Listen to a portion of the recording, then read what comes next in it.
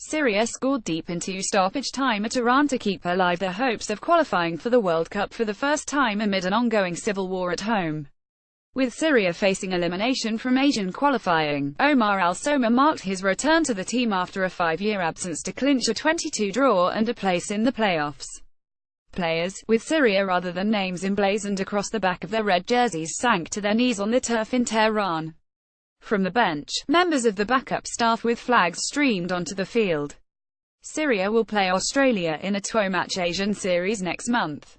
To make the World Cup, the winner will then have to beat a team from the CONCACAF Confederation covering North and Central America, and the Caribbean. Syria will likely play their home match against Australia in Malaysia, as they have during Asian qualifying, due to the ongoing war. Back home, the pursuit of a place at the World Cup in Russia has provided a flicker of joy in parts of a country divided by 6 years of war. Big screens were erected in public squares in the capital Damascus for public screenings, and fans also packed into coffee shops and sports halls to watch the broadcast from Iran. Thousands of dancing fans filtered onto the streets chanting Syria and waving the country's flags afterwards, bringing traffic to a complete halt in the city center. "This is the happiest day of my life," said Bashir Rahal, a 26-year-old, who was watching the game in a Damascus hotel, with the country's flag on a table in front of him. Outside, the skies lit up with pyrotechnics, some launching red traces above the thousands of revelers who filled the streets, leaning out of their car windows or marching in the city center. The upbeat news came on the same day troops reached Deir el-Zor, in eastern Syria, breaching a months-old siege on government troops by Islamic State militants.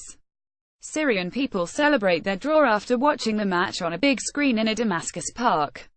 Photograph Youssef Badawi. There are 2 victories today. The army entered Deir el-Zor and we equalized with Iran, which I consider a victory, said Fayyaq Shmaid, a 46-year-old government employee.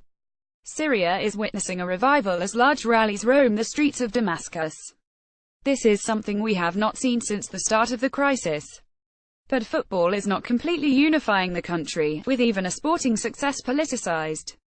Some fans also chanted the name of the Syrian president, Bashar Assad, on the streets of Damascus. Online, opponents of Assad were also vocal. Some called it a team that represents the government, while others shared pictures of athletes and footballers, players who were killed during the war. Iran is a regional political ally that has provided crucial political and military support to shore up Assad's forces.